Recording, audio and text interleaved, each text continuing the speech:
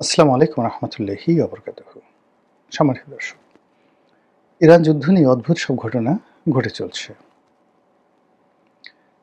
প্রতিদিন যুদ্ধক্ষেত্রে যেভাবে অদ্ভুত ঘটনা ঘটছে, যুদ্ধের বাইরে আরব দেশসমূহ, আরব দেশের যে প্রতিবেশী রয়েছে, উত্তর আফ্রিকা যেমন মিশর, লিবিয়া, তার সঙ্গে সঙ্গে ইথিওপিয়া, উগান্ডা, এ সকল অঞ্চলে পুরো রাজনীতির কোর্স এখানে উল্টে গেছে।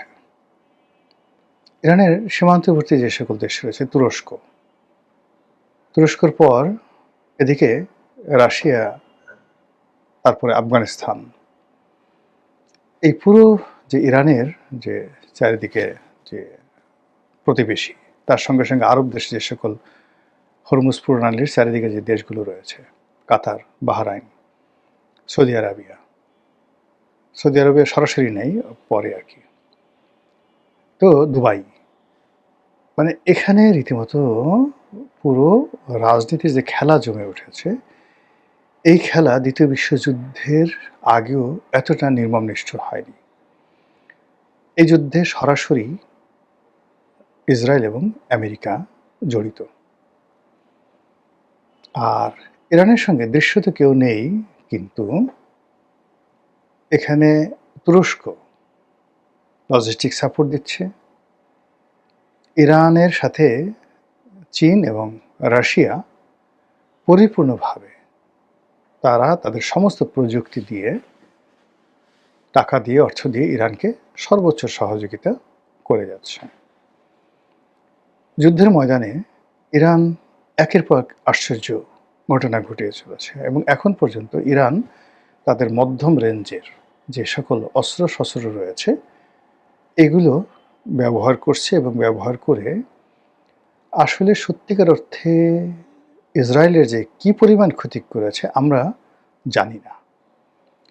ইসরায়েলের নিয়ন্ত্রিত মিডিয়ার কারণে তাদের যে অভ্যন্তরীণ যে সকল ক্ষয়ক্ষতি, ওখানকার রাজনীতির যে পরিস্থিতি, এটার যে একেবারে হুবহু অবস্থা, সেটা আমরা জানতে পারি না, এবং এই কারণে যে যার মতো করে পছন্দ মতো ন্যারেটিভ তৈরি করে এই যুদ্ধকে আরও ভয়াবহ করে তুলেছে। অন্যদিকে ইরানের অভ্যন্তরেও কী পরিমাণ ক্ষয়ক্ষতি হয়েছে, এবং ইরান এই মুহূর্তে আসলে কেমন আছে, এটাও আমরা কিন্তু জানি না। আমরা আমাদের আবেগ অনুযায়ী যারা পশ্চিমা ঘেঁষা, তারা আমেরিকা এবং ইসরায়েলের পক্ষে কথা বলছে, এবং আমি এখনও দেখলাম যে ডোনাল্ড ট্রাম্প যে কথা বলছেন, হাজার হাজার মানুষ তাকে সমর্থন জানাচ্ছেন। আবার ইরানের পক্ষে হাজার হাজার মানুষ, লক্ষ লক্ষ মানুষ তারা সমর্থন জানাচ্ছে।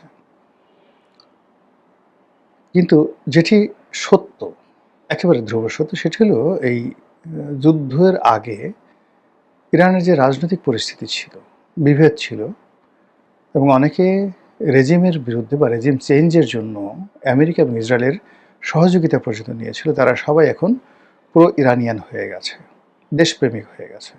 কোনো রাজনৈতিক বিভেদ নাই, যুদ্ধের এই ময়দানে পুরো জাতিকে ঐক্য করে ফেলছে। অন্যদিকে ইসরায়েলে রাজনৈতিক বিরোধ এখন তুঙ্গে, এবং সামনে যে নির্বাচন, সেই নির্বাচনে নেতানিয়াহুর যে পতন, এটা অনিবার্য হয়ে পড়েছে। অন্যদিকে লক্ষ লক্ষ মানুষ ডোনাল্ড ট্রাম্পের বিরুদ্ধে রাস্তায় নেমে এসেছে আমেরিকাতে। তাদের বক্তব্য হলো, আমরা কোনো সম্রাট চাই না, তৃতীয় সম্রাট চাই না। তৃতীয় সম্রাট মানে তৃতীয় বিশ্বযুদ্ধ যে শুরু করেছে, এরকম তৃতীয় কোনো সম্রাট আমরা চাই না। আমেরিকা উত্তাল, এবং আমেরিকার সেই উত্তালের কারণে ডোনাল্ড ট্রাম্প এবং তার যারা সহযোগী, তাদের মধ্যে অন্তর্দ্বন্দ্ব শুরু হয়েছে। প্রথম 4-5 জন পররাষ্ট্রমন্ত্রী, তাদের প্রতিরক্ষামন্ত্রী এবং ভাইস প্রেসিডেন্ট, এবং ডোনাল্ড ট্রাম্প, এদের মধ্যে এখন আর সেই আগের মতো ঐক্য নাই। ডোনাল্ড ট্রাম্পের বেশ গুরুত্বপূর্ণ বেশ কয়েকজন কর্মকর্তা এই যুদ্ধের যে বিভীষিকা, সেই বিভীষিকাটাকে মেনে না নিয়ে এই যুদ্ধকে অন্যায্য বলে পদত্যাগ করেছেন। তাদের দীর্ঘদিনের পরীক্ষিত বন্ধু ইংল্যান্ড, অস্ট্রেলিয়া, কানাডা সরাসরি জানিয়ে দিয়েছেন তারা এই যুদ্ধে অংশগ্রহণ করবে না। আর অন্যদিকে ইরানের যে কর্তৃত্ব ভূমির উপর, তারপর সমুদ্রের উপরে, তাদের যে হরমুজ স্ট্রাইট, যেটাকে হরমুজ প্রণালী বলা হয়, সেখানে ক্রমশ বেড়েই চলেছে। তারা যেভাবে নির্বিবাদে একই সঙ্গে আক্রমণ চালিয়ে মধ্যপ্রাচ্যে আমেরিকার 17টা ঘাঁটি সম্পূর্ণ মাটির সঙ্গে মিশিয়ে দিয়েছে, সে সকল ঘাঁটিতে একজন আমেরিকান সৈন্য নেই। এবং ওখানে যে সকল আমেরিকান সৈন্য ছিল তারা বিভিন্ন হোটেলে পালিয়ে গেছে, অনেকে সেই দেশ ছেড়ে চলে গেছে। এবং যে সকল জেনারেলরা, আমেরিকার বড় বড় জেনারেলরা বিভিন্ন হোটেলে ছিল, সেই সকল হোটেলে পর্যন্ত ইরানিয়ান যে মিসাইল, সেই মিসাইলের আক্রমণ চলেছে, হোটেল ভ্যানিশ করে দেওয়া হয়েছে। আনবিলিভেবল। এরই মধ্যে বেশ কয়েক দফা ভূমিকম্প হয়ে গেছে ইরানে। সবাই বলার চেষ্টা করছে ইরান পরমাণু বোমার মালিক হয়ে গেছে, পরমাণু বোমা আবিষ্কার করে ফেলেছে। আর আরেকটি কারণ হলো যে হঠাৎ করে এখানে পাকিস্তানের সঙ্গে আমেরিকার সম্পর্ক একটা দাকুমড়ার মতো পর্যায়ে চলে গেছে। ধারণা করা হয় যে সবাই, মানে আমেরিকান যারা কর্তৃপক্ষ, তারা পাকিস্তানকে বিশ্বাস করছে না। তারা বলছে যে আমরা পাকিস্তান আক্রমণ করে পাকিস্তান থেকে ওদের যে পরমাণু যে বোমা আছে, প্লাস ওদের যে পরমাণু বোমা তৈরি করা যে ইউরেনিয়াম আছে, টোটাল জিনিসটা তারা নিয়ে নেবে। পাকিস্তানে বলছে এই ধরনের কোনো কর্ম হলে তারা দিল্লি গুড়িয়ে দেবে, শেষ করে দেবে। এটা কারণটা কি? কারণটা হলো, সবাই জানে যে পাকিস্তানের যে আব্দুল কাদির, যে এই পরমাণু গবেষণার যিনি প্রধান ছিলেন, তিনি গোপনে এই প্রযুক্তি উত্তর কোরিয়াকে তিনি বিক্রি করে দিয়েছিলেন। ফলে এই পাকিস্তান এই সময়টাতে হয়তো তাদের সেই প্রযুক্তি ইরানকে দিয়ে দিয়েছে, অথবা পাকিস্তান এই প্রযুক্তির সাথে যারা জড়িত ছিল তাদের একটা বিরাট অংশ সপক্ষ ত্যাগ করে তারা ইরানে চলে গেছে। এই জন্য পাকিস্তানের হাতে পরমাণু এই বোমা এবং ইউরেনিয়াম নিরাপদ না, এই জন্য আমেরিকা তাদের কাছে নিয়ে যেতে যাচ্ছে। এবং এই সন্দেহ থেকে সবাই বলা বলি করছে যে ইরান পারমাণবিক বোমা তৈরি করে ফেলেছে এবং ইতিমধ্যে তারা সেটা পরীক্ষা করে ফেলেছে। ঘটনা যদি তাই হয়, তাহলে মানে ইসরায়েলের বাহাদুরি শেষ, আমেরিকার বাহাদুরি শেষ, এবং ইরানের কর্তৃত্ব বাড়তেই থাকবে। এই গেল এক। আর এই সন্দেহটা আরো প্রবল থেকে প্রবলতর হচ্ছে অন্য একটি কারণে। সেই কারণটি হলো, লক্ষ লক্ষ ইরানি তারা রাস্তায় নেমে আসছে। তারা বলছে যে আমাদের পরমাণু শক্তিধর হতে হবে, যে কোনো মূল্যে পারমাণবিক বোমা বানাতে হবে, যে কোনো মূল্যে, এই দাবি।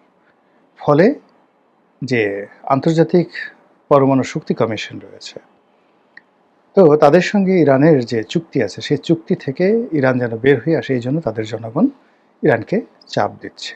ইট মিনস ইরান পারমাণবিক বোমা আলটিমেটলি তৈরি করে ফেলেছে। এই কারণে কি হলো, ডোনাল্ড ট্রাম্প এবং তার যারা লোকজন আছে, উপরে উপরে যতই তারা কথা বলুক না কেন, কিন্তু তলে তলে তারা মিশরকে হাতে পায়ে ধরছে, তুরস্কের হাতে পায়ে ধরছে, তারা পাকিস্তানের হাতে পায়ে ধরছে, যেন তারা ইরানের সঙ্গে তাদের একটা বন্ধুত্ব পেয়ার করিয়ে দেয়, একটা সমঝোতা করিয়ে দেয়। অন্যদিকে যুদ্ধ যাদের কারণে অনিবার্য হয়ে পড়েছে, ইসরায়েলের নেতানিয়াহু, ইসরায়েলের গোয়েন্দা সংস্থা মোসাদ, সৌদি আরবের ক্রাউন প্রিন্স মোহাম্মদ বিন সালমান এবং সংযুক্ত আরব আমিরাতের রাজপরিবার, তাদের সঙ্গে ডোনাল্ড ট্রাম্পের সম্পর্ক তলানিতে। আজকেই দেখলাম সৌদি আরবের বাদশাকে কটাক্ষ করে খুবই অপমানজনক মন্তব্য করেছেন ডোনাল্ড ট্রাম্প। অথচ তার সঙ্গে কিন্তু তার দীর্ঘদিনের ডোনাল্ড ট্রাম্পের যে বিপদ, সেই বিপদের সময় কিন্তু এই সৌদি রাজপরিবার তার পাশে ছিল। এবং পুরো সময়টা জো বাইডেনের সঙ্গে সৌদি আরব কোনো সংযোগ স্থাপন করেনি, বরং জো বাইডেন যে কয়বারই সৌদি আরব আসার চেষ্টা করেছেন, তারা একেবারে সদল বলে সৌদি আরবের সেই এয়ারপোর্টে সেই অপমানিত হয়েছেন। তো যেই ডোনাল্ড ট্রাম্পের জন্য বাদশাহ সালমান এবং তার পুত্র মোহাম্মদ বিন সালমান 5টা বছর আমেরিকার সাথে সম্পর্ক খারাপ করেছে, এবং ডোনাল্ড ট্রাম্পকে মানে জিতিয়ে আনার জন্য অকাতরে অর্থ বিনিয়োগ করেছে।